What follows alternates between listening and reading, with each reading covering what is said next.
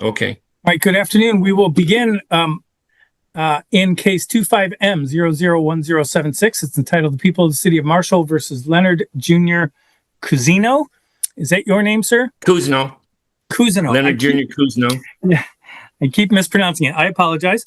I forgot that I needed to broadcast this on YouTube, but we had gone through what the citation alleges, which is an expired plate, and that we're going to be you're scheduled for a hearing today. When I asked whether you wish to admit or deny, you indicated you initially wanted to deny responsibility because essentially you had a motion to dismiss. Is that correct?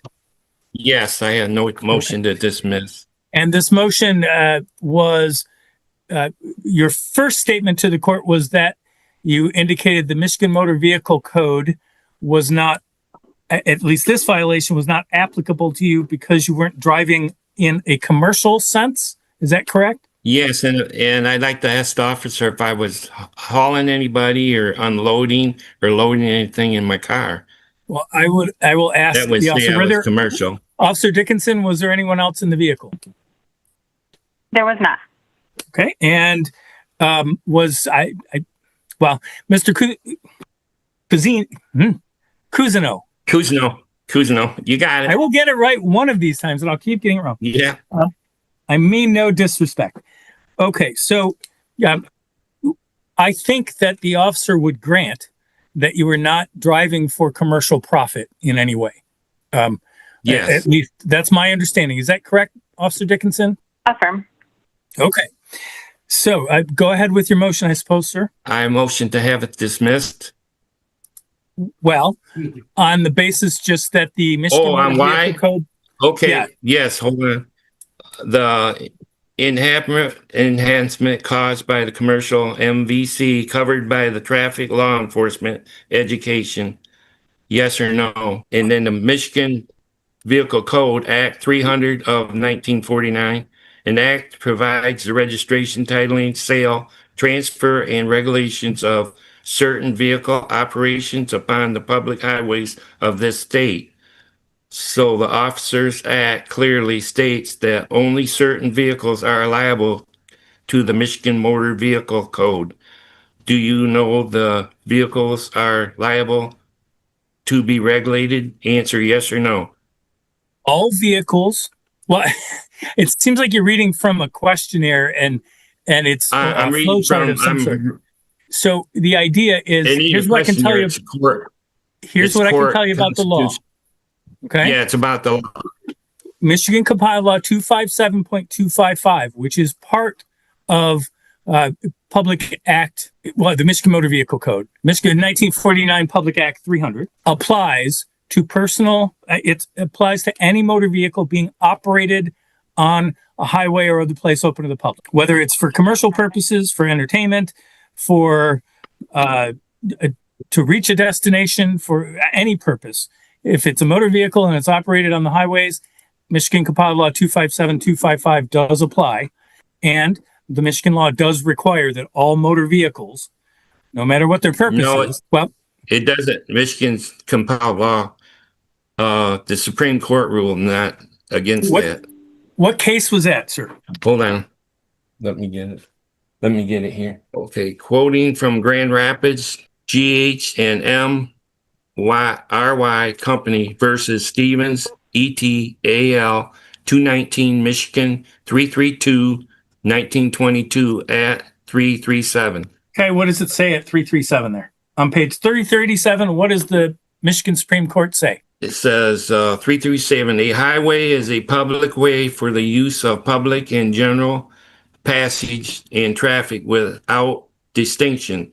Star versus C&A Railroad Company, 4ZAP 597.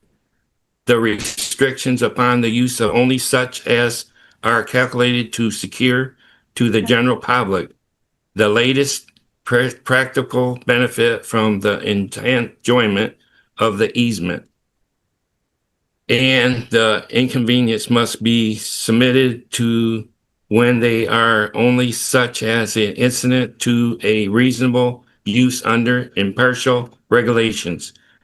When the highway is not restricted, it is dedication of some particular mode of use if the is open to the situation methods and cannot be assumed that these will be the same from age to age, or that new means a making way useful must be executed merely because their introduction may trend to be inconvenience or even to injury of those who continue to use road after the same manner as formerly a highway established for the general benefit of passage and traffic must admit the new methods of use, whether it's found that the general benefits requires them and the law should prelude the adoption of the use of the methods. It would defeat in greater or less degree the purpose for which highway are established. Okay, I am looking at that case. The first thing I would let you know is, do you know what the Grand Rapids GH and MR company is? A railroad. Right, it's a railroad. So this is a case from 1922, 103 years ago-ish, and it's a case where the Michigan Supreme Court was essentially ruling about rules and regulations on a rail that's on, like a streetcar, essentially, a rail that's over a highway and an easement. It has nothing to do with a person traveling in a sedan in 2025 on a public roadway. I understand your argument. Do you have any other kind of cases that you think actually apply to this situation? Yes, here's another one. Each citizen has the absolute right to choose for himself mold and conveyance he desires, whether it be wagon or carriage. I understand. Horse, So motor. I'm not trying to be rude. I might be succeeding. I'm trying to be more efficient. I think your argument is, please correct me if I'm wrong, that somehow the requirement that you have a registration plate on your vehicle is an impediment to the constitutional right to travel. Is that correct? No.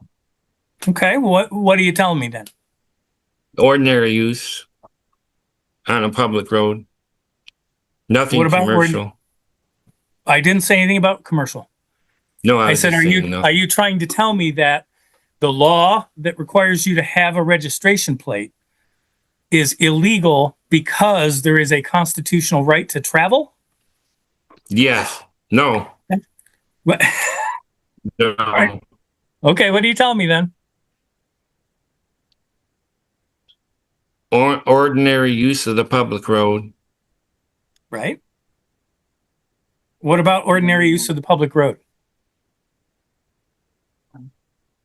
A fundamental right.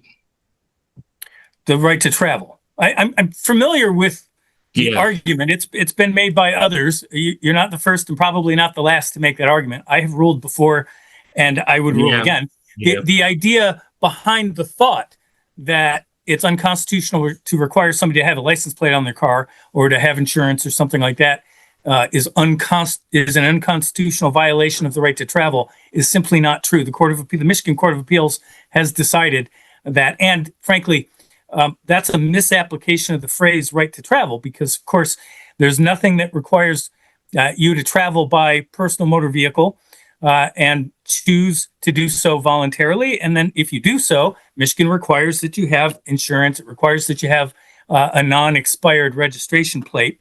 You could still travel to Ohio or any place else you want. You could do it by foot. You could do it by train. You could do it by bus. You could ride in somebody else's car, right?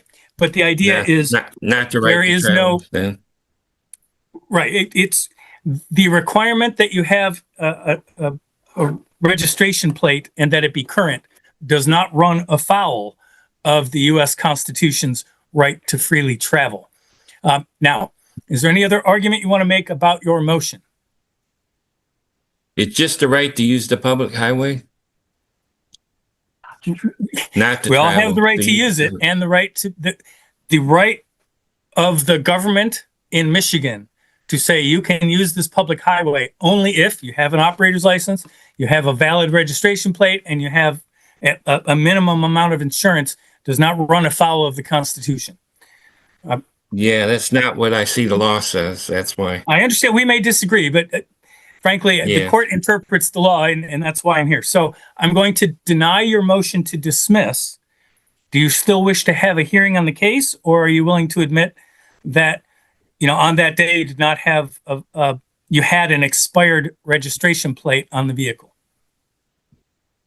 No, I guess I'll have to go to court. Okay. Well, here's how this works. It's an informal hearing. So what I'll do is I'll put both of you under oath. The plaintiff in the case, which is the city of Marshall, represented by Officer Dickinson, has the burden of proof. The burden of proof in a case like this is called by a preponderance of evidence. After I put you both under oath, Officer Dickinson, who has the burden of proof, will present her case first. There aren't any rules of evidence that we have to worry about. There is one rule about the presentation, and that is that the court can consider only evidence which is relevant. After Officer Dickinson presents her case, Mr. Cousino, you're going to Yes, you got present it. your Perfect. case. Finally, Yeah. you get to present your case. Again, you can produce anything into evidence that's relevant. And after both sides have Okay. presented their cases, I'll render a decision. Either side can appeal that decision within 7 days. Mr. Cousino, if you were to appeal the decision, then you would have to put up the fines, costs, and fees as a bond pending appeal. Do you understand the process at this point? Yes. Okay. Can you both raise your right hands, please?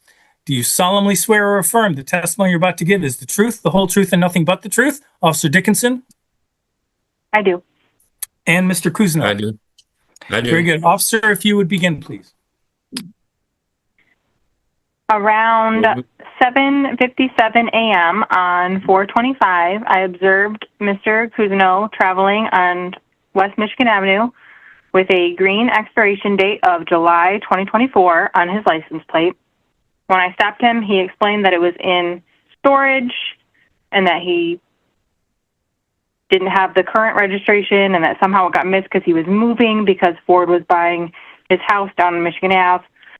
I explained to him that I had Lean in my computer, which is a law enforcement information network, and it's connected to the Secretary of State and updated as current as their system is, and they confirmed that his registration was expired, so I wrote him a citation under the Michigan Motor Vehicle Code 257.255 for expired registration. All right. Anything further you want me to consider at this point, Officer Dickinson? Look at you. All right. Mr. Cousino? Is there I'd like anything? to know where I didn't have a green sticker, I don't think, on my car. It's a military plate. Okay. Anything else you want to say? That's all I have to say, really. Except Okay. that, Officer Dickinson, I guess I don't know what color the plate stickers were or anything else. Do you have a recollection about whether this was a military plate or not? I'm looking at my body cam right now. He does have a Army plate, possibly. Is it a state of So it Michigan does sort of look a little- commemorative plate that says that Yes, has the with like, the US Army symbol? decal Okay. on the right-hand side. So you're right. He had no sticker that I'm seeing at all.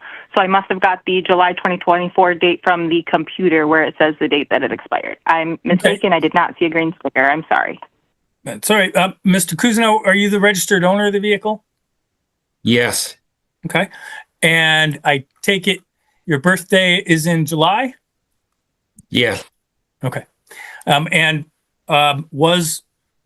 Anything else you want me to consider, Mr. Cousino? Just consider that I had an appointment to get everything, and I just got it out of storage. Isn't Okay. there a leeway in that? No, but I will consider it. It doesn't change whether you're responsible for the civil infraction or not, but I understand why you want to say that, and I understand that predicament. Anything else, Officer Dickinson? No.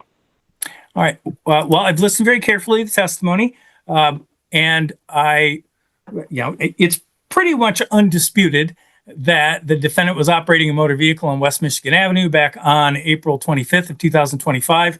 And from both parties, but the officer had testified that she noticed that plate had been expired. She checked the law enforcement information network. It indicated it was expired.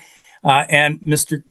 Cousino has testified here today that it was a military plate. He had gotten it out of storage and he had an appointment in the future for the Secretary of State so he could make that plate be essentially not expired. Given those facts and those circumstances, I do find you responsible. It cost you $700 to get that? Yeah, 700 and some dollars.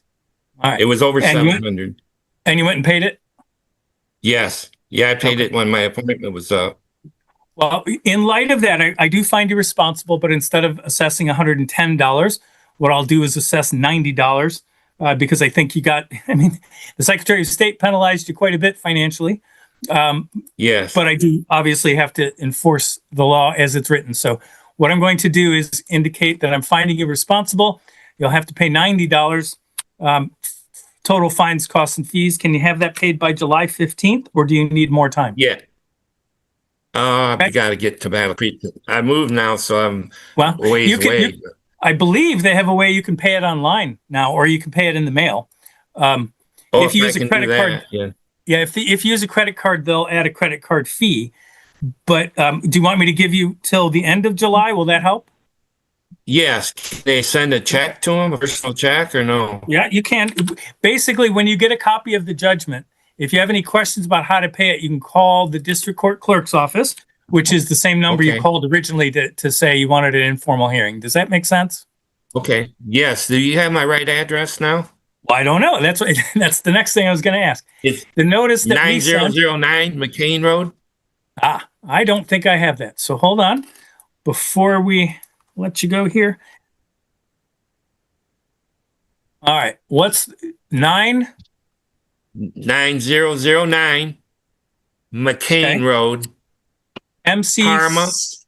MCCAIN? MCC. Yes. Road, Parma, Michigan. 49269. 4926. I'm going to say it one more time out loud. Well, it is 9009 McCain Road, Parma, Michigan, 49269. Is that correct? Yes. All right. Basically, what's going to happen is I'll draw up a judgment. It'll go out in the mail tomorrow. It'll take a few days to get to you. Just make sure you have it paid off by July 31st, okay? Okay, thank you. You're all set for today, sir. Have a good day.